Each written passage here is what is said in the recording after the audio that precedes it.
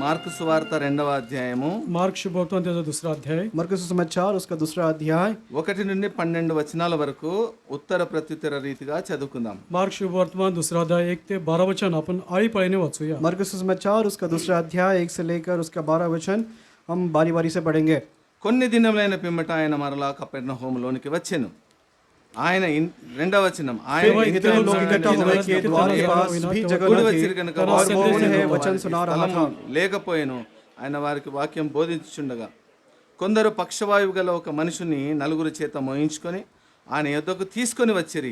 त्यांना చాలా दाटीमुळे మంది त्याचे జనులు जातीने వారి म्हणून యొద్దకు उसके निकट చేరలేదు. पहुंचे ఆయన पर त्यांनी ఉన్న चोरों ने चोटू उस पైగా छत काढली को आणि वाट जिसके करून नीचे वो ज्या था बाजार खोल पक्षी दिया घाती मनुष्य और जब वे उसे उधार चुके ती थे खाली सोडली. तो खाट को जिस యేసు వారి విశ్వాసమును చూచి కుమారుడా నీ పాపములు క్షమింపబడి ఉన్నవని పక్షవాయువు గల వానితో చెప్పాను. कित्येक शास्त्री बसले होते जो वहां बैठे त्यांच्या थे मनात अपने अपने केला मन की में विचार करने लगे. వారు ఇతడు ఇట్లెందుకు చెప్పుచున్నాడు, దేవదూషణ చేయుచున్నాడు కదా, దేవుడు ఒక్కడి తప్ప పాపం క్షమించగలవాడెవడని తమ హృదయంలో ఆలోచించుకొనిరి. ते यीशु ने स्वतःशी तुरंत असा अपनी विचार आत्मा में केला जान लिया येशूने कि वे अपने अपने भक्त मन ज्ञानाने से अगले सोबत ऐसे त्यांना विचार म्हटले, कर रहे तुम्ही हैं आपल्या और मनात उन्होंने असलेले विचार का कहा तुम आणता? अपने अपने मन में ये विचार क्यों कर रहे हो. ఈ పక్షవాయువు గల వానితో నీ పాపములు క్షమింపబడి ఉన్నవని చెప్పుట సులభమా, నీవు లేచి పరిపెత్తుకున్న నడుమని చెప్పుట సులభమా. परंतु मनुष्याच्या पुत्राला पृथ्वीवर पापाची क्षमा करण्याचा अधिकार आहे हे तुम्हाला समजावे म्हणून तो पक्षीघाती माणसाला म्हणाला. उसने उस लकवे के रोगी से कहा పక్షవాయువు గల వానిని చూచి నీవు లేచి పరిపెత్తుకొని నీ ఇంటికి పొమ్మని నీతో చెప్పుచున్నాను నేను. मग वो तो उठा और तुरंत खाट उठाकर सबके सामने से निकल कर चला गया. इस पर सब चकित हुए और परमेश्वर की बड़ाई करके कहने लगे हमने ऐसा कभी नहीं देखा. దేవుని మహిమపరచదు. ప్రార్థనలో దేవుని వైపు చూస్తామండి. आणि प्रार्थनेमध्ये परमेश्वरकडे आपण पाहूया. प्रार्थना में परमेश्वर की ओर हम देखेंगे. ప్రేమగల తండ్రి, కృపా కనికరములు గల మహా గొప్ప దేవా, యేసుక్రీస్తు ఘనమైన పరిశుద్ధమైన నామంలో మరొకసారి నిన్ను స్తుతిస్తూ ఘనపరుస్తున్నాను. దేవానైనా ఇంతవరకు కూడా ఆరాధన ద్వారా మీరు మహిమ పొందుతూ వచ్చి ఉంటున్నారు. అందుని బట్టి నేను స్తుతిస్తూ ఘనపరుస్తుంటున్నాను. నా మటుకు నేను కూడా నా తండ్రి నీ సన్నిధిలో నైనా నువ్వు అనుగ్రహించినటువంటి నీ మాటలను ఆధారం చేసుకొని నా తండ్రి నిన్ను స్తుతిస్తూ ఘనపరుస్తుంటున్నాను. అనేక సందర్భాలలో నేను సైతం నా తండ్రి కొనుగు సనుగులతో నిన్ను అంగీకరించినటువంటి స్థితిలో నిన్ను నా తండ్రి తృణీకరించినటువంటి వాడనుగా నేను కూడా ఉండినప్పుడు నన్ను నువ్వు నీ ఆత్మచేత సంధించి నన్ను నీ సన్నిధిలో సమకూర్చి నిన్ను ఆరాధించేటువంటి బిడ్డనుగా నన్ను చేసుకున్న విధానంకై నీకు వందనాలు, స్తుతులు, స్తోత్రాలు చెల్లిస్తుంటున్నాను. జ్ఞానులు నీకు అర్పించినటువంటి అర్పణ విధముగా నా తండ్రి నా హృదయపూర్వకమైనటువంటి ఆరాధనను నా తండ్రి నువ్వు అంగీకరించేటువంటి దేవుడని నాకు వెల్లడిపరుస్తూ బయలుపరుస్తూ వచ్చిన విధానంకై నిన్ను స్తుతిస్తూ ఘనపరుస్తుంటుండగా నా తండ్రి దేవునైనా నీ వాక్యాన్ని అధ్యయనం చేసి ఉంటుండగా ఈ వాక్యాన్ని మేము ఎలాగూ నా తండ్రి ధ్యానం చేయవలనో మాకు మీరు నేర్పిస్తారమ్మని ప్రార్థిస్తూ నన్ను మమ్మల్ని నీ చేతికి అప్పచెప్తూ నీ కృపను కోరుకుంటూ యేసుక్రీస్తు ఘనమైన పరిశుద్ధమైన నామంలో స్తుతించి ప్రార్థించి అడిగి వేడుకుంటున్నాం నా తండ్రి, ఆమేన్. మార్కు సువార్త అనంటే మార్కు అనేటువంటి ఈ యొక్క సువార్త గ్రంథము 4 సువార్తలలోకెల్లా మొట్టమొదటి సువార్త గ్రంథం ఇది. आणि मार्क शुभवर्त म्हटलं तर चारही शुभवर्तमान मधलं हे पहिलं शुभवर्तमान आहे. मार्क शुभवर्तमान मरकुस सुसमाचार कहने से चारों सुसमाचार में ये प्रथम सुसमाचार का पुस्तक है. ఈ 4 సువార్తలలో మొదటి సువార్తగా ఉండినటువంటి ఈ సువార్తని అచ్చుగా కాపీ కొట్టినట్లు కాకుండా ఈ ముగ్గురు సువార్తికులు, యోహాన్ అనేటువంటి వ్యక్తి మాత్రము దీంట్లో ఉన్నటువంటి విషయాలను కాపీ కొట్టినట్లుగా కనపడదు. 3 సువార్తలలో కూడా ఏ సందర్భం అయితే ఇందులో లిఖించబడి ఉంటున్నాయో మార్కు సువార్తలో ఈ వచనాలనే మరలా వేరే సందర్భాలలో రాయబడుతూ వచ్చింటున్నాయి. రాయబడినటువంటి విధానాలు వేరుగా కనపడతా ఉన్నాయి. आणि या ठिकाणी आपण पाहतो या मार्क शुभवर्तमान असलेले जे वचन आहे जसं छापलेलं आहे असं नाही, तर योहान शुभवर्तमान त्याचं आहे आणि अनेक जसं मार्क शुभवर्तमान जसं आहे ते वेगवेगळ्या तिन्ही सुवार्तामध्ये त्या ठिकाणी छापलेलं आहे. मरकुस समाचार जो है सबसे प्रथम पुस्तक लिखा गया है और इसके भिन्न जो है यूहन्ना सुसमाचार में अलग अलग प्रकार के संदर्भ जो है वहाँ पर लिखित किया गया है. और मत्ती सुसमाचार और यूहन्ना और लूका सुसमाचार इसमें जो है मरकुस सुसमाचार के संदर्भ जो है बहुत सारे अनेक जो है समान हम देखते हैं. ఈ మార్కు యేసుక్రీస్తు ప్రభువారిని సేవకుడుగా చూపిస్తా ఉన్నాడు. आणि मार्क शुभवर्तमानमध्ये प्रभू येशू ख्रिस्ताला एक सेवकप्रमाणे दाखवत आहे. मरकुस समाचार में मरकुस जो है प्रभु यीशु मसीह को एक सेवक के ना ही दर्शाते दिखाते हैं. ఈ సేవకుడైనటువంటి యేసుక్రీస్తు ప్రభువారు ఒక ప్రాంతానికి తిరిగి వచ్చినట్లుగా రాయబడి ఉన్నది. आणि हा सेवकच्या रूपामध्ये प्रभू येशू ख्रिस्त एका नगरामध्ये एका परिसरामध्ये तो पुन्हा परत आला आहे. और यहाँ पर ये सेवक प्रभु यीशु मसीह एक प्रांत में फिर दोबारा लौटकर आए हुए ये संदर्भ देखते हैं. మొదటి వచనంలో రాయబడినటువంటి ఒక మాట, पहिल्या वचनामध्ये काय वचन आहे? पहले वचन में क्या लिखा गया है? కొన్ని దినములైన పిమ్మట ఆయన మరలా కపెర్నహూములోనికి వచ్చెను. काही दिवसांनी तो पुन्हा कफरनहूमात आला. कई दिन के बाद वो फिर कफरनहूम में आया. దాని తర్వాత వచనంలో आणि त्याच्या नंतरच्या उसके बाद के वचनामध्ये वचनों में ఆయన ఇంటనున్నాడని आणि तो घरात आहे असं कळलं. వినపడింది. और सुना गया कि वो वहाँ उस घर में है. వినపడింది జనాలకి. लोकांच्या कानी हे शब्द पडलं. और ये बात जो है वो उस घर में है, लोगों के कान में पड़ा है. ఈ సందర్భంలో అనేకులు ఆ ఇంటి వద్దకు వచ్చి ఉంటున్నారు. आणि त्याच्यामुळे पुष्कळ लोक त्या ठिकाणी जमले आहे, और त्या ये- दारात जमले आहे. और ये सुनकर जो है बहुत सारे लोग जो है उस घर के पास इकट्ठा हुए हैं. వచ్చిన వెంటనే ఆయన చేస్తున్నటువంటి పని ఏమిటి? आणि जेव्हा तो त्या ठिकाणी आला त्याने काय केलं आहे लगेच? और सारे लोग यहाँ पर आने के बाद सबसे प्रथम किए हुए पहला काम यहाँ पर क्या है? ఆయన వాక్యము బోధించుతా ఉన్నాడు. आणि या ठिकाणी तो वचन संदेश देत होता. और यहाँ पर प्रभु यीशु मसीह वचन को सुना रहे हैं. అనేకులు అక్కడ కూడుకొని ఉన్నారంట. आणि पुष्कळ त्या ठिकाणी जमा झाले आहे. ఇక్కడ రాయబడినటువంటి మాటలే చెప్తా ఉన్నాను, వేరే మాటలు आणि చెప్పట్లేదు. वचनामध्ये जे वचन आहे तेच मी सांगत आहे, यहाँ पर- बाहेरचं काही सांगत नाही. यहाँ पर लिखा है बहुत सारे लोग वहाँ पर इकट्ठा हुए, ये वचन में क्या हुई बातें हैं. అనేకులుగా కూడి వచ్చినారు. आणि पुष्कळ जण त्या ठिकाणी जमले आहे. बहुत सारे लोग जो है वहाँ पर इकट्ठा हुए हैं. ఇందులో తర్వాత రాయబడినటువంటి సందర్భము కొందరు అని రాయబడి ఉంది. आणि त्याच्यानंतर लिहिलेला शब्द काही जण. और वहाँ पर आगे जाकर लिखते हैं कि थोड़े जो भीड़ है. తర్వాత నలుగురి చేత అని రాయబడి ఉంది. आणि नंतर चौघांनी उचलून आणले असा शब्द वचन उसके आहे. बाद 4 लोग के बारे में लिखा गया है. ఇవన్నిటిని బట్టి ఆయన వారి విశ్వాసాన్ని చూపిస్తా आणि చూస్తా ह्या ఉన్నారు. सर्व गोष्टीमुळे त्यांचा विश्वास प्रभू येशू ख्रिस्त पाहत और आहे. ये सारे बातें जहाँ वो घट रही है उनको देखकर परमेश्वर उनके विश्वास के बारे में दिखता है. నేటి దినాన మనము ఆయన మాటలు వినటానికి అనేకులముగా కూడి వచ్చి ఉన్నాం. आणि आजच्या दिवसामध्ये आपण देखील त्याचा वचन शब्द ऐकण्यासाठी पुष्कळ जण या ठिकाणी जमा झालो. और इसी प्रकार आज के दिन प्रभु यीशु मसीह को वचन को सुनने के लिए यहाँ पर बहुत तेरे लोग हम यहाँ पर इकट्ठा हुए हैं. ఆ రోజుల్లో కూడా ఆయన మాటలు వినటానికి అనేకులు కూడి వచ్చి आणि ఉన్నారు. त्या काळामध्ये देखील त्याचा शब्द संदेश ऐकण्यासाठी पुष्कळ लोक जमत असे. और उस दिन भी उन दिनों में भी प्रभु यीशु मसीह के वचन को सुनने के लिए ऐसे ही बहुत सारे लोग वहाँ पर इकट्ठा हुए हैं. కూడి వచ్చినటువంటి వారు అనేకులు ఉండగా ఆయన బోధిస్తుంటున్నటువంటి ఆ సందర్భంలో ఒక గొప్ప సంఘటన జరుగుతూ ఉంది. आणि त्या ठिकाणी संदेश देत असताना पुष्कळ जण लोक जमा झाले होते. त्यावेळेस त्या ठिकाणी एक मोठी अद्भुत कृत्य कार्य त्या ठिकाणी घडलं आहे. और इस प्रकार उस समय में इतने सारे लोग वहाँ पर भीड़ इकट्ठा हुई है. वहाँ पर प्रभु यीशु मसीह अपने वचन को सुना रहे हैं. उस संदर्भ में एक बहुत ही बड़ा जो है एक घटना वहाँ पर हुई है, कार्य हुआ है.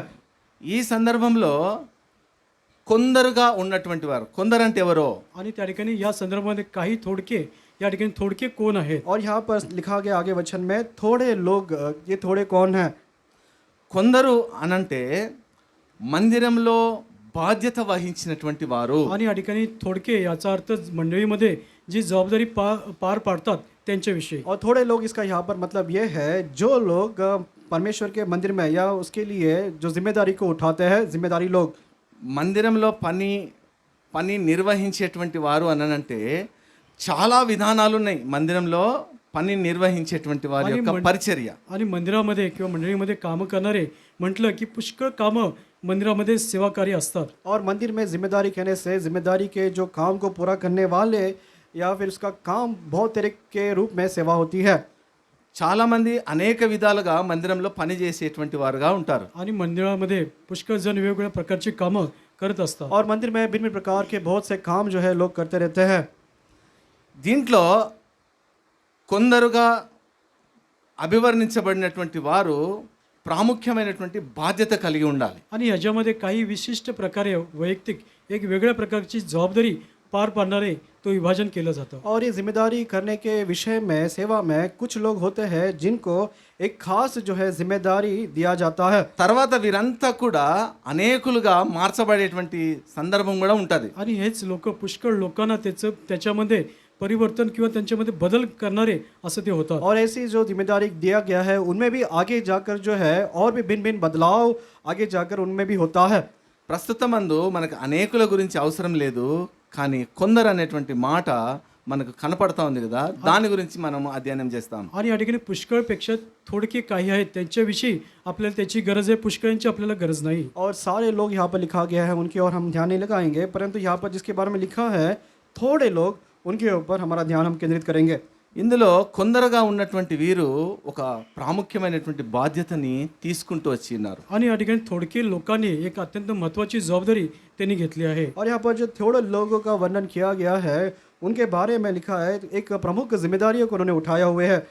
వీరి యొక్క బాధ్యత ఏమిటి అని అంటే వీరికి కనిపించినటువంటి ఒక వ్యక్తి అక్కడ కనపడతా ఉన్నాడు. आणि ह्यांना सोपवलेली जबाबदारी काय आहे, त्या ठिकाणी एक व्यक्ती त्यांना दिसत आहे. और यहाँ पर उनको जिम्मेदारी क्या दिया गया है उसका एक उदाहरण कि एक व्यक्ति जो है उनको वहाँ पर दिखाई दे रहा है. ఎవరు ఆ వ్యక్తి? आणि हा व्यक्ती कोण आहे? और ये व्यक्ति कौन है?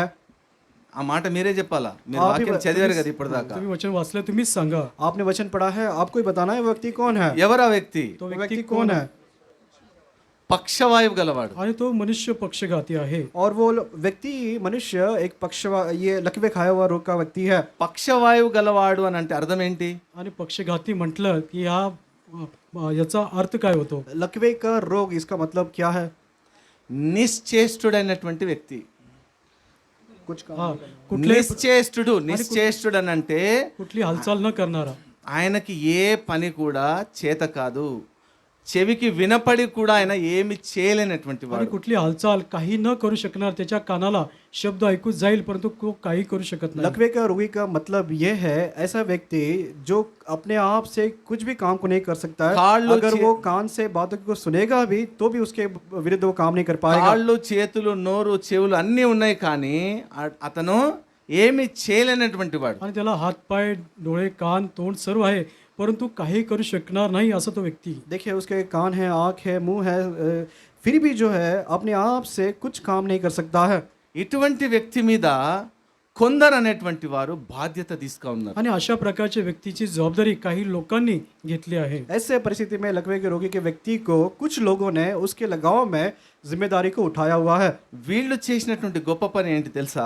आणि त्यांनी केलेलं मोठं काम काय आहे? और ये कुछ व्यक्तियों ने कौन से बड़े काम को किया है पता है? మొదట వారు చేసినట్టు పని ఏంటిదనంటే నలుగురిని సమకూర్చుకున్నారు. आणि त्यांनी प्रथम काय केले? चौघांना एकत्र त्यांनी गोळा केला आहे. और सबसे प्रथम 4 लोगों को उन्होंने इकट्ठा किया है. ఈ నలుగురు ఎవరై ఉండాలా? आणि हे 4 कोण लोक असतील? अब ये 4 कौन लोग होना चाहिए? నలుగురు ఎవరై ఉండాలా? మీరు చెప్పాలి ఇప్పుడు దీని सांगा గురించి. चौघ कोण असतील? ये 4 लोग कौन होना चाहिए? ఈ నలుగురు ఎవరై ఉండాలా? आणि हे 4 कोण ये असतील? 4 लोग कौन होना चाहिए?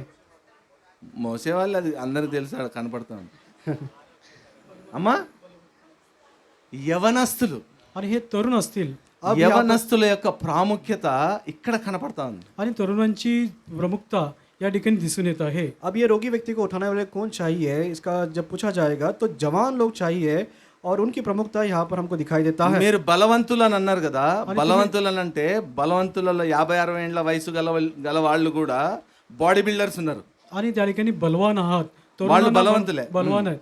त्याप्रमाणे 54 वर्षाचे देखील वृद्ध देखील बलवान आहे आणि ते शारीरिक कसरत करणारे बलवान आहे. अब तुम बलवंत होकर के लिखा गया है 50 और 60 के पहले जो आयु के लोग भी जो है बॉडी बिल्डिंग करते हैं उनका भी देह अच्छा पुष्ट होता है. కానీ ఇక్కడ మనము ఆత్మీయంగా అర్థం చేసుకోవాలి ఏంటి అని అంటే వారు యవనస్తులను సమకూర్చుకున్నారు. आणि आत्मिकरित्या आपण काय अर्थ समजला पाहिजे की तरुणांना त्या ठिकाणी गोळा केला आहे, जमा केला आहे. आत्मिक रूप से अर्थ यहाँ पर इस बात को समझना है कि ये इन्होंने 4 लोगों को, जवानों को वहाँ पर इकट्ठा किया हुआ है. కొందరుగా ఉన్నటువంటి వారు బాధ్యత కలిగినటువంటి వారి యొక్క పనులలో అతి ప్రాముఖ్యమైనటువంటి పని యవనస్తులను సమకూర్చుకోవటం. आणि या ठिकाणी काही लोक जे जबाबदारी आहे त्यांची जबाबदारीमध्ये अत्यंत महत्त्वाची जबाबदारी काय आहे? त्या तरुणांना गोळा करणे. यहाँ पर थोड़े लोग का वर्णन किया गया है. सबसे प्रथम जिम्मेदार ये थोड़े लोगों ने क्या किया है?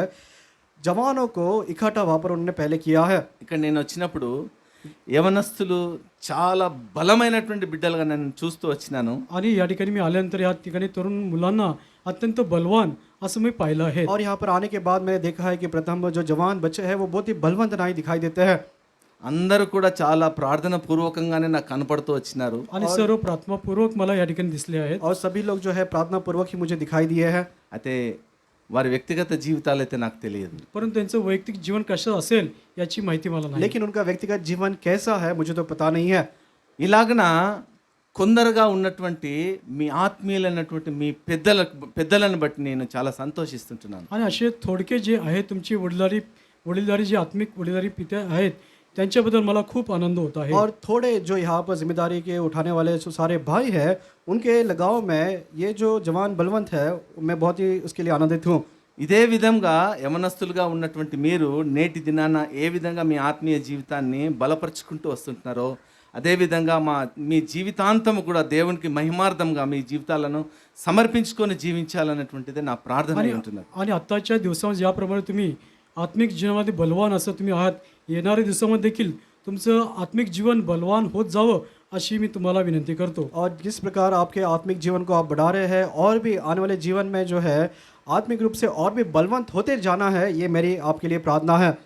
ఈ యొక్క కొందరుగా ఉన్నటువంటి వీరు నలుగురు చేత ఆయనను పక్షవాయువు గల వాణిని ఆ పరుపుతోనే మంచముతోనే తీసుకొని ఇంటి వద్దకు వచ్చినారు. అక్కడ స్థలం వారికి కనపడలేదు. యేసు ప్రభు వారి దగ్గరికి రావడానికి స్థలం కనపడలేదు. आणि या ठिकाणी थोडके जे व्यक्ती आहेत त्यांनी 4 लोकांना या ठिकाणी बलवान लोकांना गोळा केला आहे आणि एका पक्षघाती व्यक्तीला त्या बाजेवरती त्या घरापाशी आणलेला आहे, परंतु दाराशी त्या ठिकाणी जागा शिल्लक नाही. अब यहाँ पर थोड़े लोग जो है उन्होंने 4 जवानों को इकट्ठा किया है और लकवे के रोगी के व्यक्ति को खाट पर लिटाकर उस घर के पास लेकर आए हैं, लेकिन घर में अंदर जाने के लिए भीतर द्वार में जगह नहीं है. వారికి ఇంకా వేరే ఆలోచన రాలేదు. आणि त्यांना कुठल्या प्रकारचा दुसरा विचार आला नाही. अब ये जवानों को दूसरा और कोई विचार नहीं यहाँ पर आया है.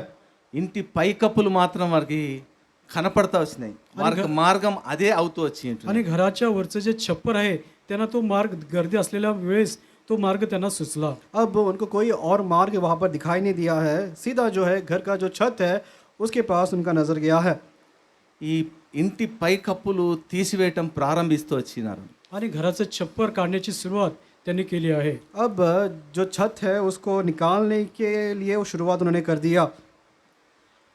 ఈ పైకప్పులు తీసేసినప్పటికీ కూడా అక్కడ ఎవరు మాట్లాడినట్లుగా ఎవరు వారిని గద్దించినట్లుగా అక్కడ కనపడలేదు. आणि या ठिकाणी घराचं छप्पर ते काढत असताना कोणी त्याविषयी कोणी बोलले किंवा त्यांना रागवलं आहे असं धमकवलं आहे कोणी असं संदर्भ या ठिकाणी दिसत नाही. यहाँ पर जब जवान व्यक्ति उस छत को खोल रहे थे ऐसा संदर्भ यहाँ पर नहीं लिखा है कि कुछ लोगों ने उसको देखकर उनको डांटा है, चिल्लाया है या फिर धमकी दिया है, ऐसे कोई बात वहाँ पर वर्णन नहीं है. దీని గురించి ఆలోచించినప్పుడు నేను దాన్ని అధ్యయనం చేస్తూ వచ్చినప్పుడు నేను చాలా విషయాలు దాంట్లో నేను కనుగొంటూ వచ్చి ఉంటున్నాను. आणि ह्या गोष्टीवरती जेव्हा मी अभ्यास ध्यान मनन करत होतो तर पुष्कळ गोष्टी मला समजल्या आहेत. और जब ये छत जब खोला जा रहा था और उसके संदर्भ के परिस्थितियों को जब मैं ध्यान मनन कर रहा था बहुत तरह के जो है विचार मेरे मन में आए हुए हैं.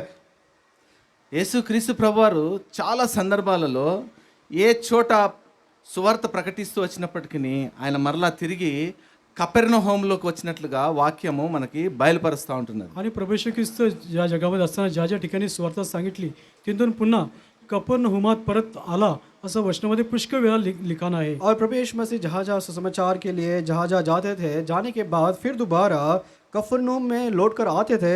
इस प्रकार यहाँ पर हम देख सकते हैं.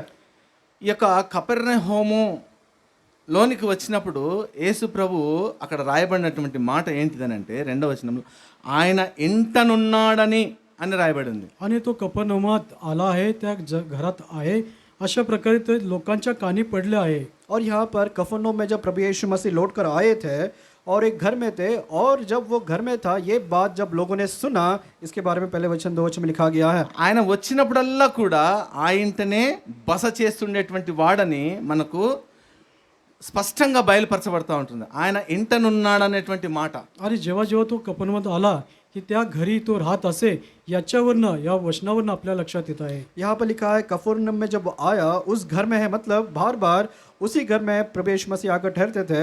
तो ये बात जब लोगों ने सुना, इस संदर्भ को ये वचन में देख सकते हैं। అందుకనే మత్తయి సువార్త 4వ అధ్యాయం 12 నుంచి 16 వచనాల వరకు రాయబడినటువంటి ఒక సందర్భం అక్కడ రాయబడి ఉన్నది. అది ఎవరైనా చదువుతారా తీసి? मत्ते शुभवर्तमान 4:12 4 अध्याय 4 ते 12 वचनामध्ये तो संदर्भ आहे पहा. 12 నుంచి 14 వచనాల मत्ती వరకు सुसमाचार उसका 4 अध्याय उसके 12 से लेकर 17 वचन का जो भाग है, कोई पढ़िएगा। అందుకైన మనుషుడు రొట్టె వలన మాత్రము కాదు గాని దేవుని నోట నుండి వచ్చు 4వ అధ్యాయము मत्ते 4 ఆ. ఉమ్. ఉమ్. బెతులలోను దేశమును నఫ్తలి దేశమును యొర్దానుకును అవలనున్నను సముద్ర తీరమున అన్యజనులను నివసించు గలిలియకు చీకటిలో కూర్చుండి ఉన్న ప్రజలను గొప్ప వెలుగు చూచిరి. ఉమ్. మరణ ప్రదేశములలోను మరణ ఛాయలలోను కూర్చుండిన వారికి వెలుగు ఉదయించెను అని ప్రవక్త అయిన యేషయ ద్వారా పలుకబడినది ఆయన ఎక్కడ ఉంటూ ఉన్నాడు? ఆయన కపెర్నహూము అనేటువంటి ప్రాంతంలో ఆయన వాళ్ళతో నివాసం ఉంటున్నాడని వాక్యము బయలుపరుస్తాడు. आणि या ठिकाणी कफरनहूम या प्रांतामध्ये येशू त्यांच्यावर जाऊन राहतो, या ठिकाणी वचन आहे. और वचन में लिखा है कि कफरनहूम के प्रांत में उनके साथ रहकर प्रभु यीशु मसीह निवास करते थे। కపెర్నహూము అని అంటే అర్థం ఏంటి తెలుసా? कफरनहूम म्हटलं तर या शब्दाचा अर्थ काय माहिती आहे का? कफरनहूम इसका शब्द का मतलब क्या है पता है? దేవునికి అనుకూలమైనటువంటి స్థలము అని అర్థం. आणि परमेश्वर अनुकूल असलेले ते स्थान आहे. परमेश्वर का अनुकूल ये स्थान है। అనుకూలమైనటువంటి ఈ స్థానంలో అక్కడ అన్ని అనుకూలతలు ఉన్నాయి, కానీ అక్కడ ఏమి కొదువగా కనపడతా ఉంది మనకి. आणि त्या ठिकाणी अनुकूल असं कफरनहूमाचं अनुकूल या परिस्थितीचं नाव आहे.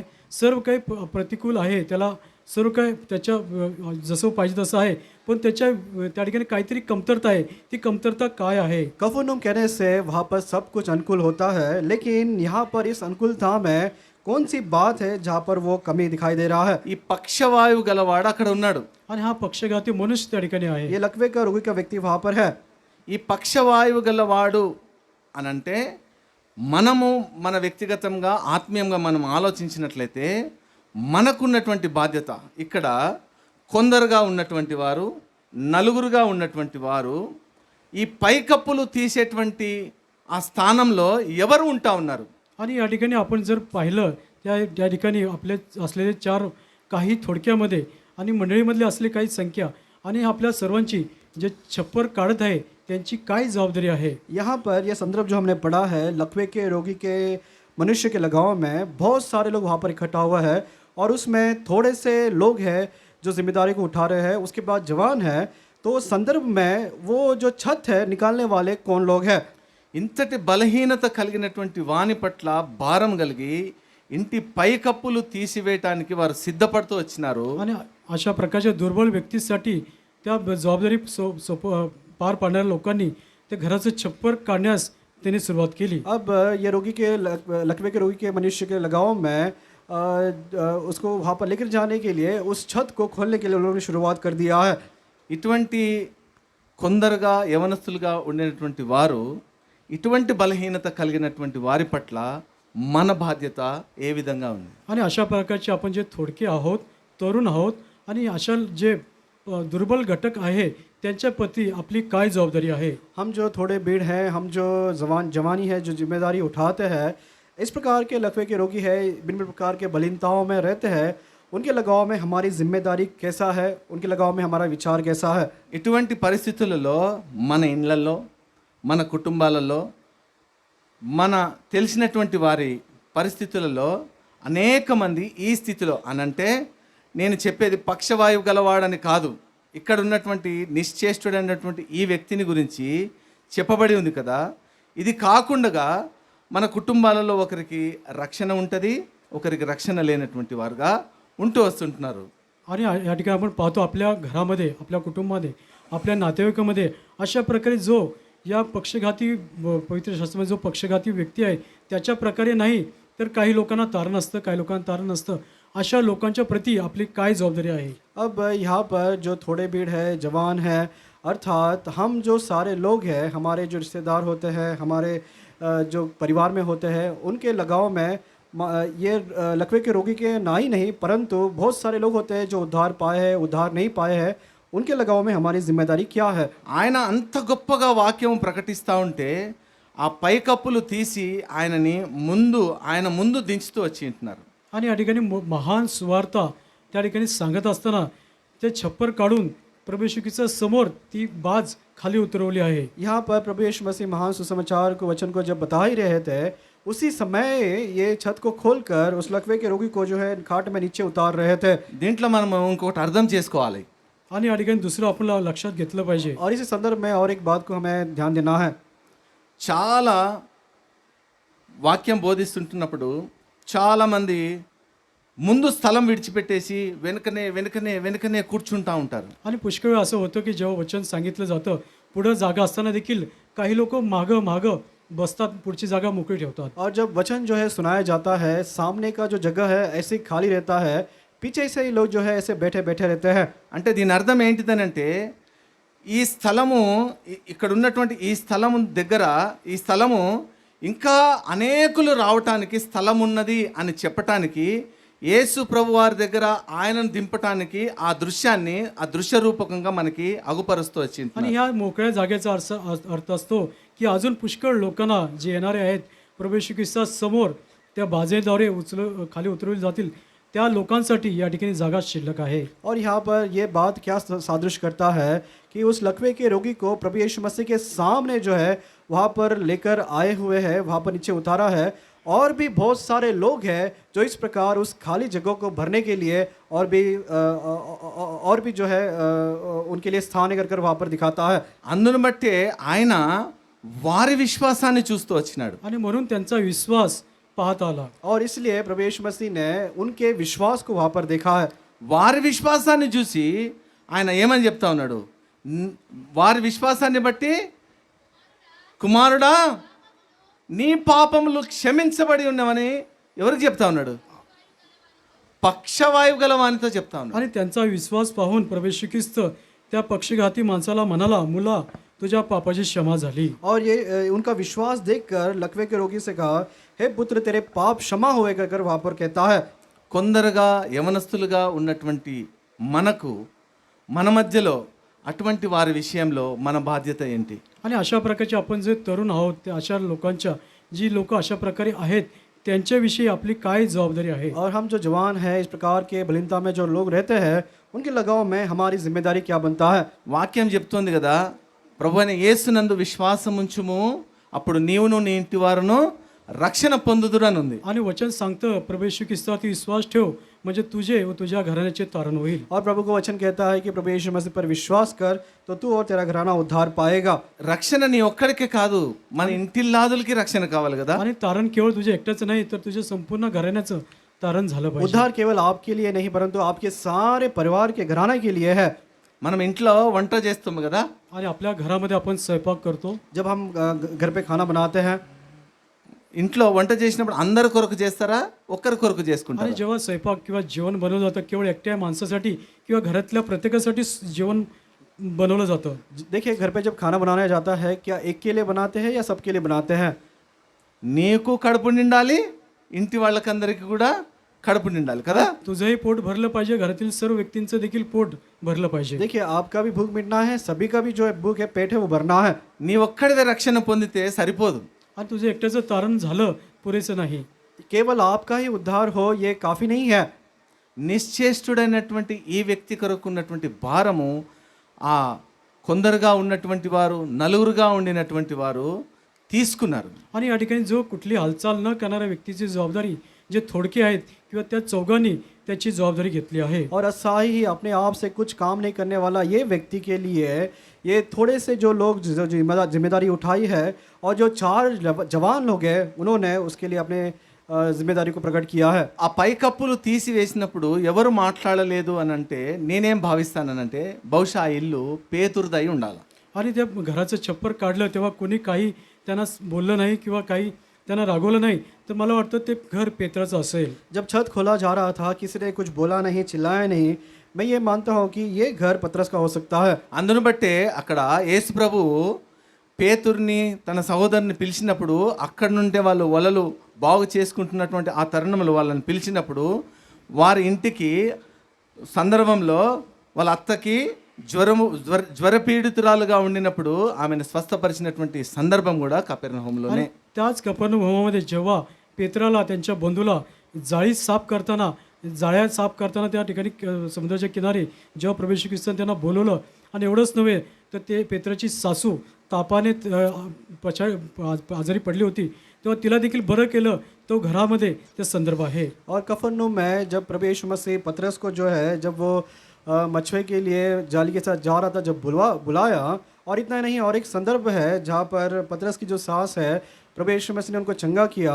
तो कफरनहूम में ही जो है यहाँ पर पतरस का घर ये हो सकता है, हम बता सकते हैं. అంత పెద్ద నష్టాన్ని వారు చేస్తుంటున్నప్పటికీ ఎవరు మాట్లాడలేదు అనటానికి కారణము యేసు ప్రభువారు ఆ ఇంట బస చేస్తూ వచ్చేటువంటి వాడు, ఆయన అక్కడ ఉన్నాడని తెలుసుకున్నటువంటి వారు ఆయన బోధ వినటానికి అనేకులుగా కూడి వచ్చేటువంటి సందర్భం అక్కడ ఉన్నది. आणि या ठिकाणी जे घरात छप्पर काढताना काही त्यांना बोललं नाही, याचा अर्थ त्या ठिकाणी प्रभू येशू ख्रिस्त त्या घरात राहत आला आणि त्या ठिकाणी तो संदेश सुवार्थ सांगत आला आहे. और यहाँ पर जब छत खोला जा रहा था, किसी ने कुछ चिल्लाया नहीं, बोला नहीं है. इसका मतलब यही है कि हमेशा प्रभु यीशु मसीह कफरनहूम में आते थे और उसी घर में हमेशा जो है वास करते थे और परमेश्वर के वचन को जो है वचन को वो सुनाते थे. అందుకే మనల్ని మనం నష్టపరుచుకున్నా పర్వాలేదు, కానీ మన తోటి వారి యొక్క రక్షణార్థమై మనం చేయవలసినటువంటి భారం ఎంతో ఏమిటి అని అంటే ప్రార్థన. వారి పక్షంగా మనం ప్రార్థన చేయాలి. आणि आपलं नुकसान झालं तरी काही हरकत नाही, परंतु आपल्या शेजारी आपले बंधू यांच्याविषयी करण्याची काय जबाबदारी आपण त्यांच्यासाठी प्रार्थना केली पाहिजे. और कितना भी जो है नुकसान हो या कोई भी परिस्थिति हो, हमारा जो स्वयं व्यक्तिगत रूप में जो जिम्मेदारी बनता है कि हमारे जो रिश्तेदार हैं, हमारे साथ जो लोग हैं, जो बलीन हैं, उनके लिए हमें हमेशा ప్రార్థన करना है. ఇలాంటి పరిస్థితుల్లో ఉన్నప్పుడు నువ్వు చేసినటువంటి ప్రార్థనను బట్టి, నీ విశ్వాసంను బట్టి ఆ వ్యక్తి యొక్క పాపములు క్షమించబడలాగున నీవు ప్రయాసపడినప్పుడు ఆ వ్యక్తి దేవుని యొక్క ప్రణాళికలోనికి చేర్చబడతాడు. आणि अशा प्रकारची तुमची बलवान प्रार्थनेच्या द्वारे त्या व्यक्तीची पापे क्षमा करून तो व्यक्ती परमेश्वरच्या योजनेमध्ये येऊन त्याच्यासाठी अद्भुत कामं करण्यास तो व्यक्ती त्या ठिकाणी त्याच्या योजनेत तो येईल. जब इस प्रकार बलवंत रूप से आप प्रार्थना करते हैं, प्रार्थना करने के पश्चात मानो जिस प्रकार ये चंगा, ये रोगी का लकवे का रोगी का व्यक्ति जो है चंगाई पाया है, उसी प्रकार वो व्यक्ति भी जो है जिसके लिए हम प्रार्थना करते हैं, परमेश्वर के महान योजना संकल्प के अंदर वो आ जाता है. హెబ్రీ పత్రిక 4:16 చదువుతారా? इब्री लोकासपत्र 4 अध्याय 16 वचन कोणी कृपया वाचा. इब्रानी के पत्र 4 अध्याय उसका 16 वचन कोई पढ़िएगा. గనుక మనము కనికరింపబడి సమయోచితమైన సహాయం కొరకు కృప పొందునట్లు ధైర్యంతో కృపాసనమునొద్దకు చేరుదుము. तर मग आपल्यावर दया व्हावी आणि ऐनवेळी सहायतेसाठी कृपा मिळावी म्हणून आपण धैर्याने कृपेच्या राजसनाजवळ जाऊ. इसलिए आओ हम अनुग्रह के सिंहासन के निकट हियाव बांध कर चले कि हम पर दया हो और वो अनुग्रह पाए जो आवश्यकता के समय हमारी सहायता करे. ఇది సమయం మనలో ఉండినటువంటి బలహీనులైనటువంటి వారి కొరకు సమయోచితమైనటువంటి ప్రార్థన చేయటానికి, వారి పక్షంగా దేవుని దగ్గర గోజాడటానికి ఇది ఒక తరుణంగా ఇవ్వబడుతుంది. आणि या ठिकाणी आपल्याला ही एक संधी, आपल्यामध्ये असलेले जे दुर्बल व्यक्ती आहेत त्यांच्यासाठी प्रार्थना करण्यासाठी आपल्याला मिळालेली एक संधी, ही वेळ आहे. और हम में जो है जो कोई बलिनता में रहते हैं, उनके लिए उस परमेश्वर के अनुग्रह के सिंहासन के सामने हियाव बांध कर और आवश्यकता के समय में उनके लिए हमेशा हमें प्रार्थना करना है. అందుకే నువ్వు దేవుని దగ్గరకు వచ్చినప్పుడు విశ్వాసంతో రావాలి. आणि म्हणून जेव्हा तुम्ही परमेश्वराजवळ याल तेव्हा विश्वासाने त्याच्याजवळ आलं पाहिजे. इसलिए प्रभु परमेश्वर के पास जब आते हैं, विश्वास के साथ हमें उसके पास आना है. నా వ్యక్తిగత జీవితంలో కూడా అనేక సందర్భాలు ఉన్నాయి. దాన్ని మీ మధ్యలో పంచుకోవాలని కూడా నేను ఆశిస్తూ ఉంటున్నాను. 2-3 మాటలు. आणि माझ्याही जीवनात पुष्कळ अशा प्रकारचे संदर्भ आहेत जे तुमच्यामध्ये मी ती काही गोष्टी सांगावी अशी माझी इच्छा आहे. और मेरे जीवन में जो है इस प्रकार के बहुत सारे संदर्भ है. कुछ संदर्भों को जो है आपके सामने मैं बांटना चाहता हूँ. మా కుటుంబంలో కూడా మేము కోడి పిల్లలాగా ఉండేవాళ్ళం. మా తల్లిదండ్రులకు మేము 9 మంది పిల్లలం. आणि आम्ही देखील आमच्या घरामध्ये आमच्या आईवडिलांना आम्ही देखील त्या कोंबड्याच्या पिल्लाप्रमाणे आम्ही देखील 9 जण आमच्या आईवडिलांना मुलं आम्ही होतो. हम भी हमारे परिवार में मानो मुर्गे के बच्चे जैसे ज़्यादा होते हैं, वैसे हमारे परिवार में हम कुल मिलाकर 9 जो है संतान है. మా మధ్యలో మేము పడుకున్నప్పుడు రాత్రిపూట మా తల్లిగారు మా పిల్లలు ప్రతి ఒక్క పిల్ల దగ్గరికి వెళ్ళి ప్రార్థన చేస్తూ ఉండేది. आणि जेव्हा रात्रीच्या वेळेस आम्ही जेव्हा झोपी जात होतो तेव्हा आमची आई प्रत्येक मुलाच्या जवळ येऊन प्रत्येक मुलासाठी प्रार्थना करत असे. और जब हम रात के समय 9 लोग ऐसे सोते थे तो हमारी माता जो है हर एक के पास आकर हमारे सर पर हाथ रखकर हमारे लिए प्रार्थना करती थी. దీన్ని బట్టి నేను బలంగా చెప్పగలను, నా తల్లి ప్రార్థన మమ్మల్ని అందరినీ కూడా దేవునిలో నడిపించింది आणि అని मी या ఖచ్చితంగా ठिकाणी చెప్పగలను. अत्यंत बलाने मी सांगू शकतो, माझ्या आईच्या प्रार्थनेच्या द्वारे आम्ही देखील परमेश्वराच्या सानिध्यात आम्ही चालू शकतो. और इस प्रकार मैं बलवंत रूप से मैं ये बात बता सकता हूँ कि माता के प्रार्थना के प्रार्थना के कारण ही है कि आज के दिन इस प्रकार हम इस प्रकार बलवंत बने हुए हैं. ఇంత ఉండినప్పటికీ కూడా నేను చాలా సందర్భాలలో తల్లిదండ్రుల మాట వినకుండా నా ఇష్టానుసారంగా బ్రతుకుతూ వచ్చేవాడిని. आणि हे सर्व असं असताना देखील पुष्कळ वेळा माझ्या आईवडिलांचं बोलणं, त्यांच्या आज्ञाचं पालन न करता माझ्या मनाला वाटेल तसं मी जीवन जगत आलो. और इसी के साथ जो है ऐसा भी संदर्भ है जहाँ पर मेरे माता पिता के बातों को नहीं माना, उनके अधीन उनके आज्ञाकारी ना रहा, मेरे मन के अनुसार मेरे कामों को किया है. ఇట్లా ఉండినప్పటికీ కూడా అనేక సందర్భాలలో మా కుటుంబీకులు నన్ను విడిచిపెట్టేశారు. आणि अशा वेळेस माझ्या कुटुंबाने लोकांनी मला सोडून टाकलं. और इसी परिस्थितियों में ऐसा भी संदर्भ है जहाँ पर मेरे रिश्तेदारों ने मुझे छोड़ दिया था.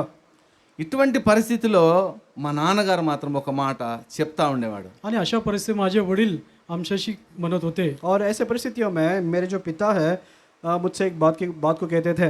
చాలా ప్రాముఖ్యమైనటువంటి మాట అది. ఏమిటి అని అంటే, अत्यंत ఎవరి కొరకు ప్రార్థన చేయకురా, నువ్వు నీ కొరకు నువ్వు ప్రార్థన చేసుకో, దేవుడు నిన్ను సమకూరుస్తాడు आणि అని कुणा- చెప్తూ వచ్చేవాడు. आणि माझ्या वडिलांनी प्रमुख असा म्हणाला, कोणाहीसाठी तू प्रार्थना करू नको, तर तुझ्या स्वतःसाठी तू प्रार्थना कर, म्हणजे परमेश्वर तुला एकत्रित करेल. तब मेरे पिताजी ने मुझसे कहा कि तू किसी और के लिए प्रार्थना मत करना, लेकिन ऐसे परिस्थितियों में तू अपने खुद के लिए प्रार्थना करना.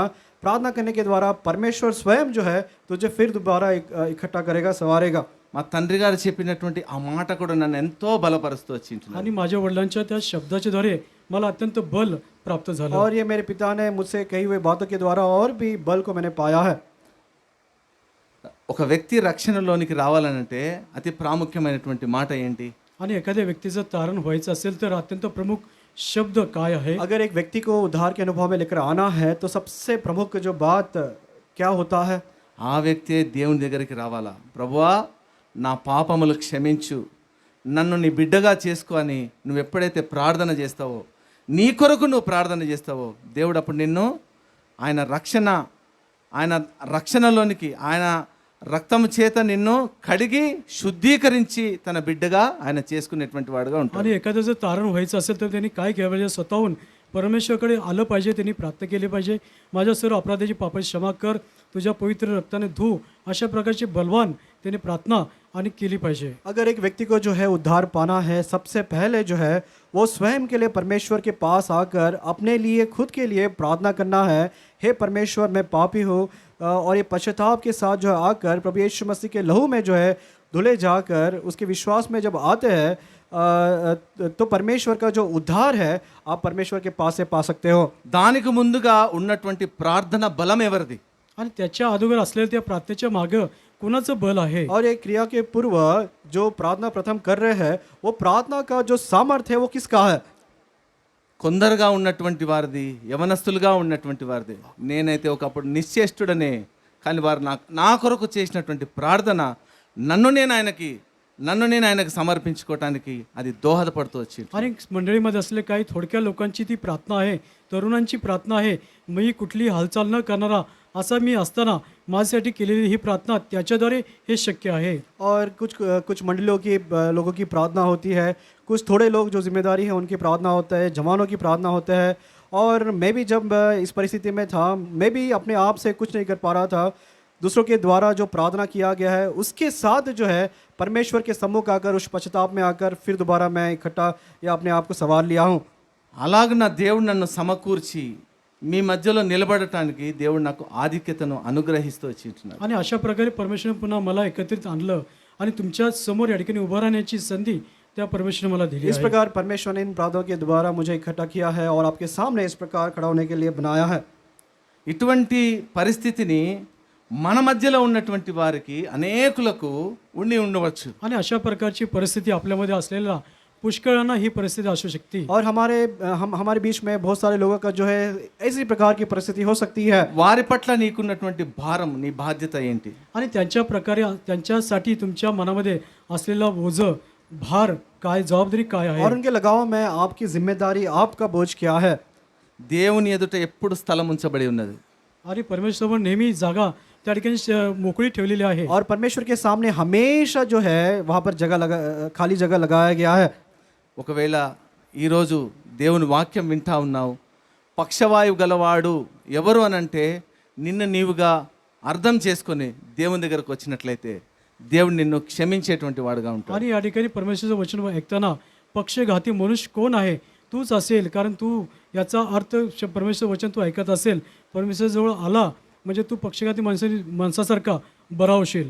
अगर आप जब इस वचन को सुन रहे हैं, ये लकवे का रोगी और कोई नहीं है, मैं ही हूँ, इस प्रकार के निश्चितता में आकर, कायलता में आकर परमेश्वर के पास आप प्रार्थना करोगे तो परमेश्वर भी जो है आपको इस लकवे के रोगी को जिस प्रकार चंगा किया है आपको भी करेगा।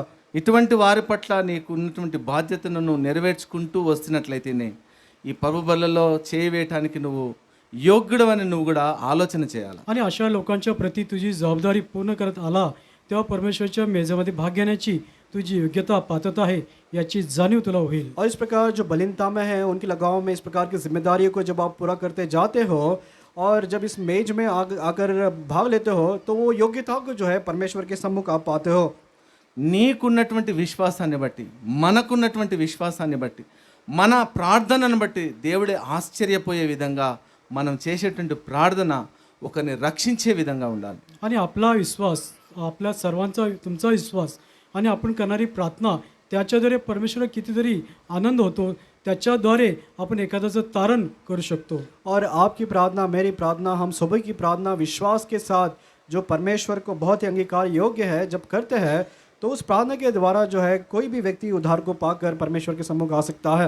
వారి కొరకు మనం ఎప్పుడైతే ఆత్మీయంగా వారిని మనం నిత్యము హెచ్చరిస్తూ వారి కొరకు మనం దేవుని సన్నిధిలో కనిపెడతా ఉంటామో వారు దేవుని సన్నిధికి రావటానికి వారు కూడా ఇష్టపడేటువంటి వారుగా ఉంటారు. आणि आपण देखील त्याच्यासाठी परमेश्वरच्या द्वारे, वचनाद्वारे त्यांना आपण बोध इशारा देतो.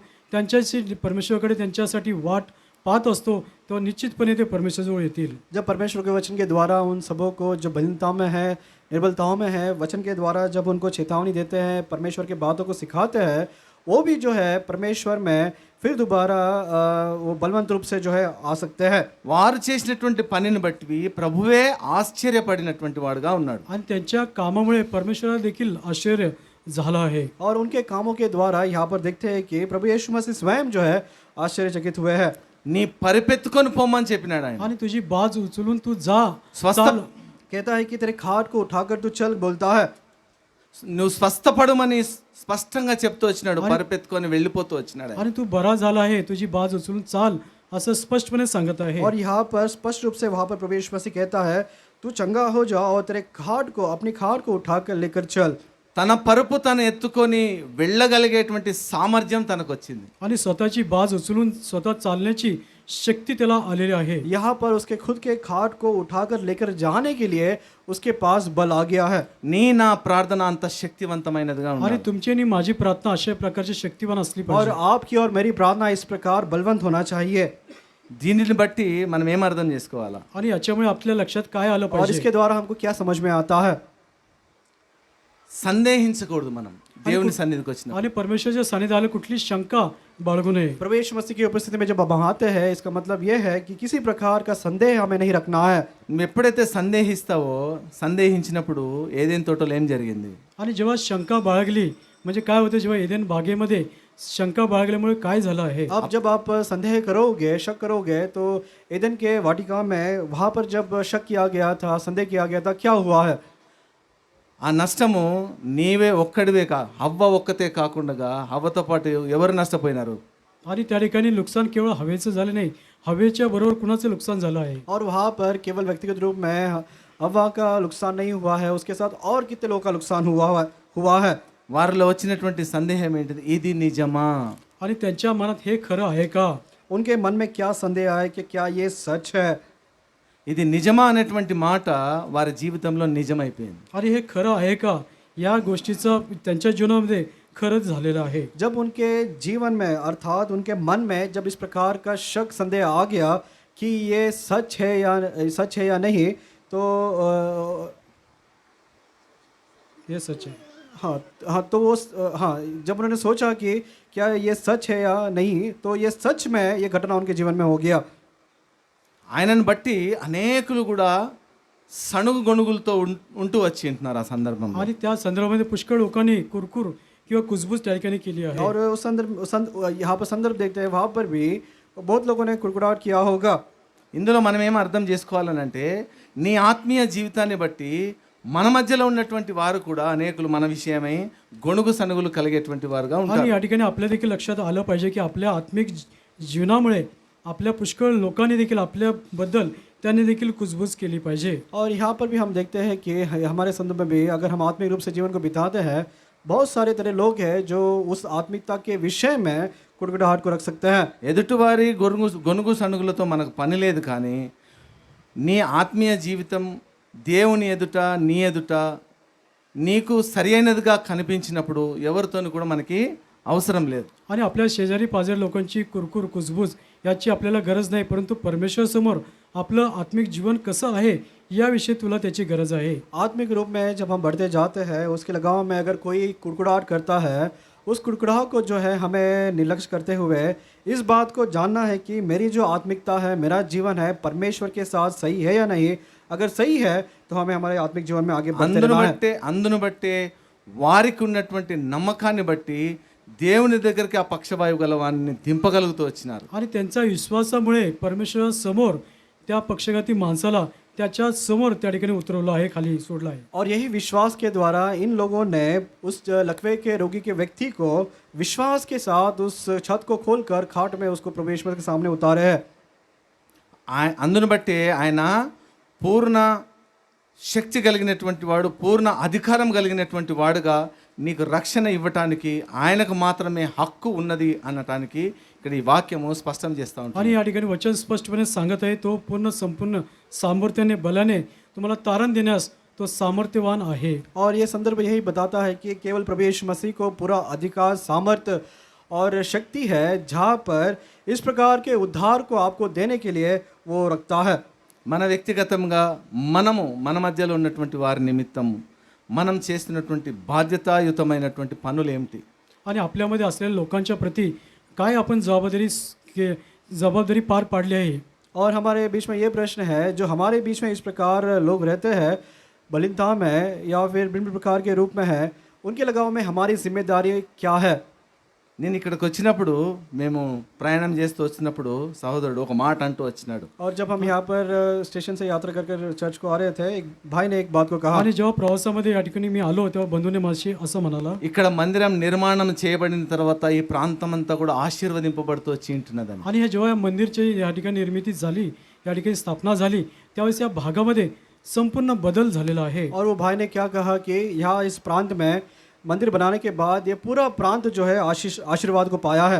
ఈ ప్రాంతం అంతా కూడా ఆశీర్వదింపబడడానికి మందిరం ఒకటి కాదు, నీవు నేను కూడా ఆశీర్వదింపబడి ఉన్నామనేటువంటి విషయాన్ని గుర్తుంచుకోవాలి. आणि केवळ आपल्या या मंदिरामुळे या शेजारी पाजारी लोकांचं आशीर्वाद प्राप्त झाला असं नाही, तर तुम्हाला देखील, तुम्हाला आणि मला देखील आशीर्वाद मिळाला आहे. ये मंदिर का निर्माण के बाद केवल यहाँ पर के लोगों को आशीर्वाद नहीं, परंतु यहाँ पर आपको, मेरे को भी जो है व्यक्तिगत रूप में परमेश्वर ने आशीर्वाद दिया है. ఇటువంటి ఆశీర్వాదం ఇతరులకు కూడా కావాలి అనేటువంటి ఆశ, ఆతృత మీ మధ్యలో నాకు కనపడుతుంటున్నప్పటికీ మీరు ఎలాగో పరిచర్య చేస్తున్నారో నాకైతే తెలియదు. కాకపోతే ఇటువంటి విషయాలలో చాలా భారం కలిగి ఉండాలనేటువంటిదే ఒక విన్నపం అయి ఉంటున్నది. आणि अशा प्रकारचा आशीर्वाद तुम्हाला मिळाला आहे, अशा प्रकारचा आशीर्वाद दुसऱ्या लोकांना देखील मिळावा, अशा प्रकारची जबाबदारी अत्यंत आपल्या मनामध्ये, अशा प्रकारची आतुरता, जबाबदारी आपल्या ठिकाणी अत्यंत ओझयुक्त असलं पाहिजे. और जब इस प्रकार के सारे आशीर्वाद को पाए हुए हम हैं, तो हम ये जो बलहीनता को रखते हैं, दुर्बलता को रखते हैं, उनके लगाव में इस प्रकार के कठिन जो जिम्मेदारी को है हमें लेना है. यही मेरी विनती आपसे है.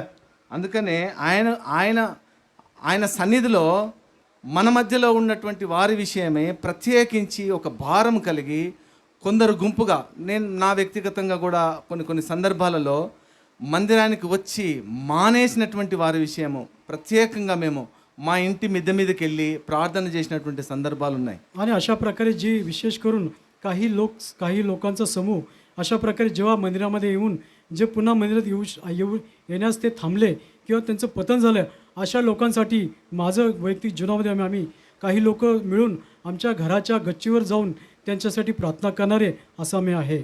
जब यहाँ पर थोड़े से जो लोग हैं या फिर जवान लोग हैं जो जिम्मेदारी के बारे में यहाँ पर जब कहा जाता है, तो मेरे भी व्यक्तिगत जीवन में इस प्रकार का बोझ मैं रखता हूँ. जब कोई भी मंदिर को आता है और मंदिर को आना बंद कर देते हैं, तो हम थोड़े भाई मिलकर जो है हमारे घर के छत पे जाकर जो है हम उनके लिए लगातार जो है ప్రార్థన నివేదన करते रहते हैं. మీ సంఘంలో కూడా ఎంతమంది అలాగ మానేసినటువంటి వారి పట్ల మీకున్నటువంటి బాధ్యతను ఎలాగ నిర్వర్తిస్తూ ఉన్నారు? आणि तुमच्या मनामध्ये देखील जे येण्यास बंद झाले अशा लोकांच्या प्रती तुम्ही देखील प्रार्थना करण्याची जबाबदारी कितपर्यंत पार पाडत आहात? और यहाँ पर भी आपके मंदिर में भी आप जो लोग आ रहे हैं आना बंद कर दिए हैं, उनके लगाव में किस प्रकार के बोझ को और उनके लगाव में किस प्रकार के प्रार्थना को आप कर रहे हैं?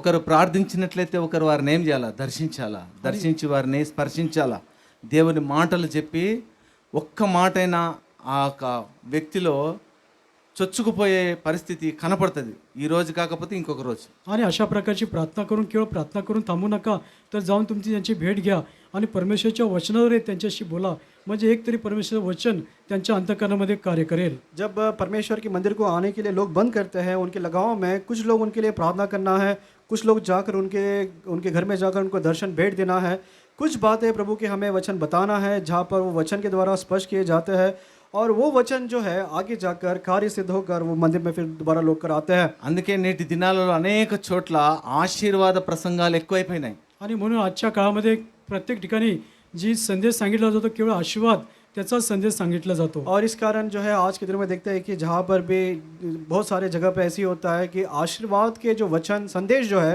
बहुत सारे बताते रहते हैं. ఆశీర్వాద ప్రసంగాలకు అలవాటైపోయి దురద చెవులు కలిగి అటు వెళ్ళిపోతా ఉన్నారు వాళ్ళు. आणि अशा प्रकारच्या आशीर्वाद संदेश ऐकण्यासाठी कानाची जी खाज आहे ती खाज त्या ठिकाणी होते.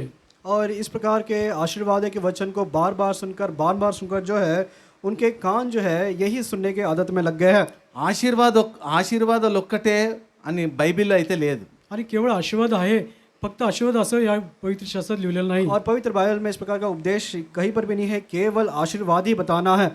ఆయనను నమ్ముకున్నందుకు సమాధానం వస్తుందని చెప్పినాడు, కానీ శ్రమలు పోతాయని ఇంకొకటి జరుగుతుందని దేవుడు ఎక్కడ చెప్పినట్లుగా आणि त्याला రాయబడింది. त्याच्यावर विश्वास ठेवल्यामुळे तुम्हाला केवळ शांती मिळेल, परंतु संकटे कष्ट होणार नाहीत, भोगणार नाहीत, मिळणार नाही असं कुठेही लिहिलं नाही. और बाइबल में जो है ऐसा नहीं लिखा है कि आप उसको स्वीकार करने के बाद केवल आशीष मिलेंगे. और ऐसे भी वचन है जहाँ पर संकट क्लेश दुख जो है आते रहेंगे.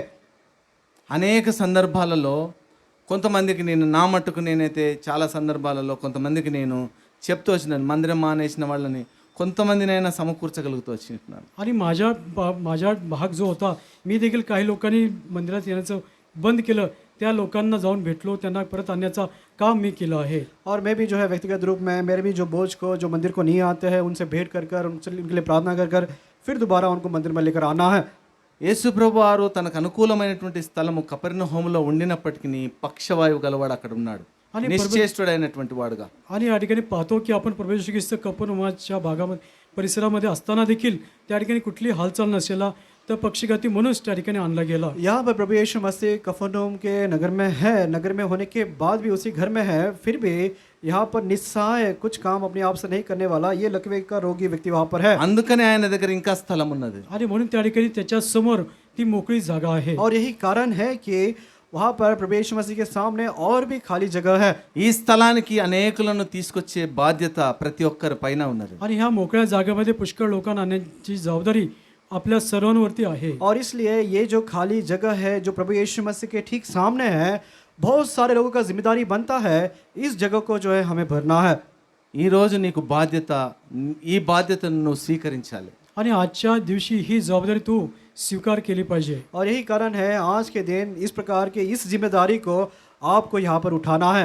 పక్షవాయువు గలవాని కొరకు ఆ పైకప్పులు తీసివేయటానికి పెరికివేయటానికి నువ్వు ఇష్టపడాలా, నిన్ను నువ్వు గాయపరచుకోవటానికి ఇష్టపడాలా. आणि पक्षघाती माणसासाठी छप्पर काढण्यासाठी तू स्वतःला जखमा करून घेण्यासाठी तू तयार झालं पाहिजे. और जो खाली स्थान है जो प्रभु यीशु मसीह के सामने है उसको भरने के लिए ये जो छत खोलने के लिए भी आप तैयार होना चाहिए. वो छत खोलने के प्रक्रिया में अगर आप घायल भी हो तो घायल को भी जो है स्वीकार करने की परिस्थिति में आपको आना चाहिए. కపెర్న హోంలో ఉన్నటువంటి ఆ ఇల్లు నీదిగా ఉండాలా. ఆ ఇల్లుని నష్టపడటానికి కూడా నువ్వు ఇష్టపడాలి. आणि कपरनहूम त्या भागामध्ये तुमचं घर असलं, ते घर तुझं असलं पाहिजे आणि त्या घराचं नुकसान सोसण्यासाठी देखील तुझी तयारी असली पाहिजे. अब देखिए कफरनहूम में जो घर है वो घर मानो आप ऐसा समझना चाहिए कि वो मेरा खुद का घर है और वो घर के लगाव में जो भी नुकसान है जो भी बोझ है उसको आपको उठाना है.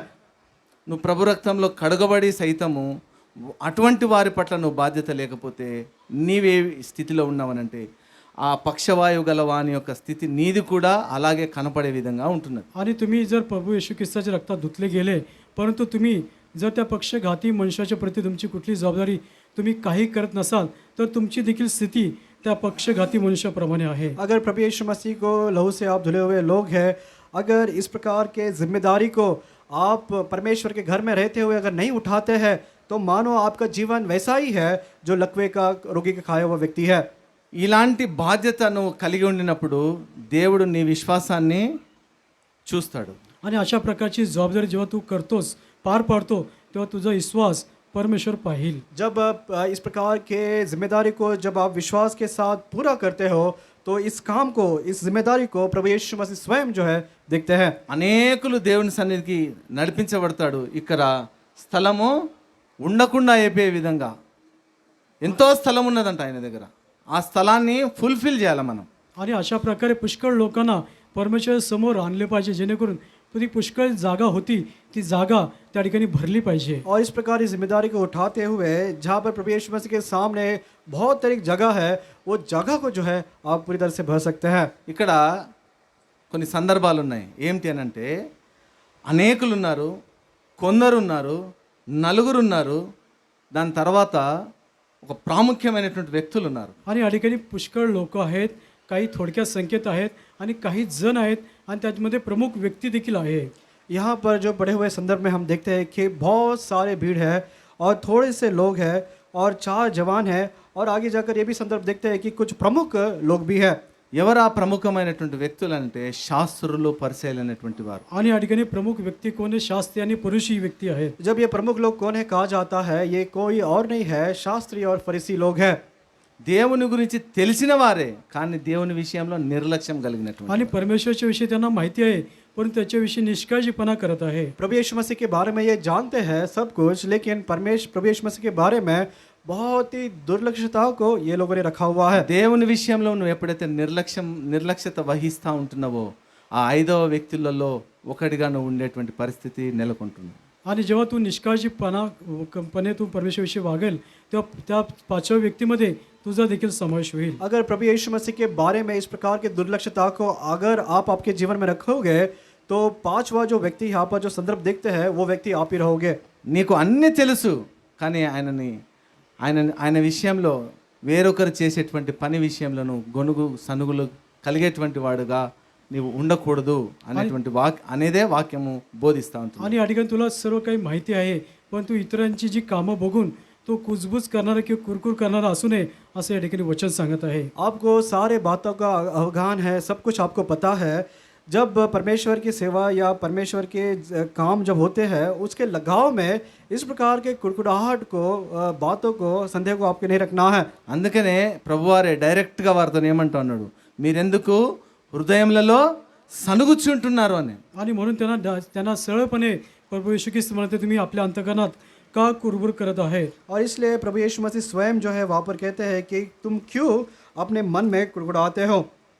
సనిగేటువంటి వాడవుగా గొనిగేటువంటి వాడవుగా ఉండకూడదు, శాస్త్రీ పరిచయుడు లాగా జీవించకూడదు అంటానికి ఇది ఒక ఉదాహరణ. आणि म्हणून आपण आपल्या अंतकरणामध्ये आपण जीवनामध्ये कुजबूज करणारे कुरकुर करणारे त्या शास्त्री पुरुषीप्रमाणे आपलं जीवन असू नये हेच वचन आहे. और यही कारण है इस वचन के द्वारा हमारे जीवन में हमारे मनों में इस प्रकार के विचार कुड़कुड़ाहट को नहीं रखना है मानो जैसे इस शास्त्री फरीसी उन्होंने अपने जीवन में रखा था.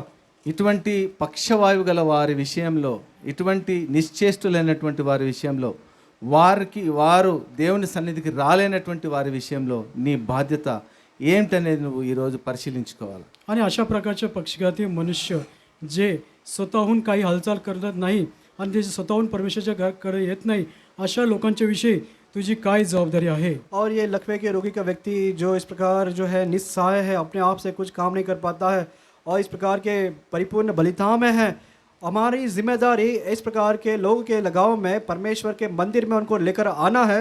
वो क्या है?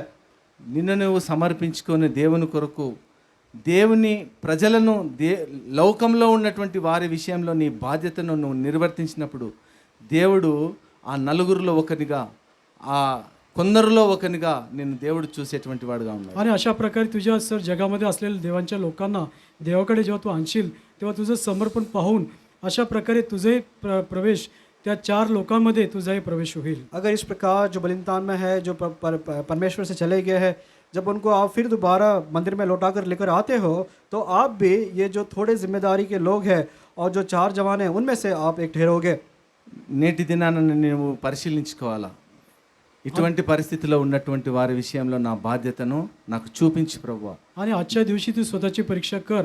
अशा लोकांच्या प्रति माझी काय जबाबदारी आहे याच्याविषयी तू स्वतःची और परीक्षा ऐसे लोगों के लगाव में परमेश्वर मेरी जिम्मेदारी क्या है और किस प्रकार मुझे करना है, इस प्रकार परमेश्वर के पास आपको आकर पूछना है. చివరిగా మనం ఒక మాట చూసుకొని ముగించుకుందాం. 1 కొరింథీ 11వ అధ్యాయము. आणि शेवटी एक वचन पाहून या ठिकाणी थांबूया. 1 కొరింథీ 11వ అధ్యాయము करिन्थियस पहिले पत्र 11वा अध्याय 30వ వచనం. त्याचं 30 वचन. पहले कुरिन्थ की पत्री उसका 11 अध्याय उसका 30 वचन पढ़ते हैं. ఇందువలననే మీలో అనేకులు బలహీనులను రోగులునై ఉన్నారు, చాలా మంది నిద్రించుచున్నారు. सो गए हैं. అయితే 31వ వచనం కూడా చదువు. 31వ అయితే వచనం మనల్ని మనమే విమర్శించుకొని తీర్పు दंड ना పొందకపోదుము.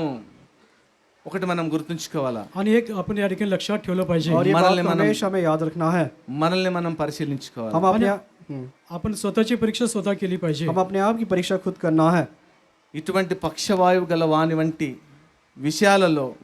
విషయాలలో మన బాధ్యతలను మనము ఎలాగో నిర్వర్తిస్తుంటున్నామో, దేవుని రక్షణను గుర్తెరిగినటువంటి నీవు చేసేటువంటి ఆత్మీయమైనటువంటి పనులో నీవు ఆ పైకప్పులు తీసివేయటానికి, నిన్ను నీవు నష్టపరచుకోవటానికి ఇష్టపడాలి.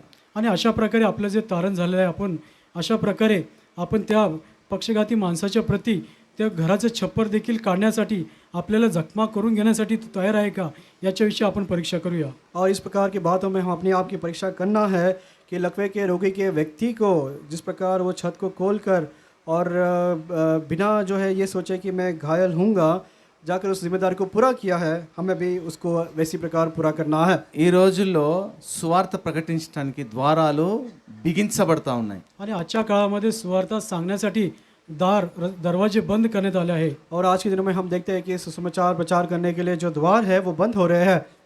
మనము స్వేచ్ఛగా మందిరముగా సంఘముగా ఈ విధంగా కూడుకున్నామనంటే చాలా గొప్ప విషయం. రానున్నటువంటి ప్రభుత్వాలు చాలా కఠినతరంగా మార్చబడే విధంగా ఉంటున్నాయి. आणि या ठिकाणी आपण मंडळी नात्याने एकत्र जमलो आहोत. तर परंतु येणाऱ्या दिवसामध्ये जेव्हा या ठिकाणी सरकार बदलेल त्यावेळेस आपल्याला देखील कठीण परिस्थिती आपल्याला सामोरं जावं लागेल. और आज के दिनों में बहुत ही स्वेच्छापूर्वक इस प्रकार हम इकट्ठा हो पा रहे हैं, लेकिन आने दिनों में सरकार बदला और कठिन सरकार आया, तो इस प्रकार स्वेच्छापूर्वक इकट्ठा होने के लिए बहुत ही हमारे लिए मुश्किल हो जाएगा. ఇందును బట్టే మనల్ని మనము సమయం ఉండగానే మనం సమయాన్ని సద్వినియోగం చేసుకుంటూ దేవుని దగ్గరికి అనేకులను నడిపించడానికి మనం ప్రయాసపడాలి. आणि म्हणून अशा प्रकारची परिस्थिती आपल्या समोर आहे. याच्यामुळे वेळेचा सदुपयोग करून पुष्कळ लोकांना परमेश्वराकडे आणलं पाहिजे. और जब समय हमारे पास है, उस समय का सदुपयोग हमें करना है. बहुत सारे लोगों को इस प्रकार परमेश्वर के मंदिर में हमको लेकर आना है. సమయం ఉండగానే ఈ పని చేయడానికి మనము పూనుకున్నట్లయితే మనం పరీక్షించుకొని యోగ్యమైనటువంటి విధానంలో దేవుని పరిశుద్ధ బల్లలో మనము పాల్పొందగలుగుతాం. आणि वेळ आहे त्यावेळेस त्या वेळेचा सदुपयोग करून आपण परमेश्वराजवळ आणणार आहोत. तर आपण स्वतःची परीक्षा स्वतः करून योग्यरित्या आपण परमेश्वराच्या मेजामध्ये भाग घेऊया. जब हम सबके पास समय है, वो समय होते ही जब हम अपने आप को जो है तैयार करेंगे कि बहुत सारे लोगों को परमेश्वर के घर में लेकर आना है, और उसी के साथ जो है अपने आप को परखते हुए इस मेज में हम योग्यता से भाग लेना है. అలాగ మనల్ని మనం పరీక్షించుకొని పరిశుద్ధ బలలో పాల్పొందినట్లు దేవుడు మనకు సహాయం చేయండి. आणि अशा प्रकारची परीक्षा करून आप या मेजामध्ये पवित्रपणे भाग घेण्यासाठी परमेश्वर आपल्याला सहाय्य करो. और इस प्रकार बहुत ही पवित्रता के साथ अपने आप को परीक्षा करते हुए जांचते हुए इस मेज में भाग लेने के लिए परमेश्वर हमारी सहायता करे.